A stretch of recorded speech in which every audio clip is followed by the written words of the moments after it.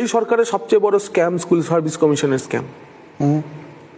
তো school service কমিশনের স্ক্যামে supreme কোর্টের ইন্টারভেনশন, সিবিআইয়ের চার্জশিট ইত্যাদি হয়েছে।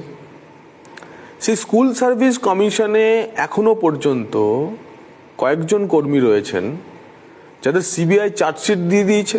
নতুন সরকার আসার পর তাদের প্রসিকিউশন স্যাংশনে মাননীয় মুখ্যমন্ত্রী শুভেন্দু অধিকারী বলার পর শিক্ষা দপ্তর তাদের প্রসিকিউশন স্যাংশন করে দিয়েছে, কিন্তু তারা স্কুল সার্ভিস কমিশন এখনো কাজ করছে। মানে বিলিভ দিস? গায়ের জোরে না, সরকারের নীতি, তারাই কাজ করবে। যে যার বিরুদ্ধে দুর্নীতিতে, যে কর্মচারীদের বিরুদ্ধে দুর্নীতিতে যুক্ত থাকার অভিযোগে অকাট্য প্রমাণ সহ সিবিআই চার্জশিট করেছে, সেই চার্জশিটের কর্মচারীরা এখনো স্কুল সার্ভিস কমিশনে কর্মরত। এটা কেউ জানতো না, কেউ জানতো না।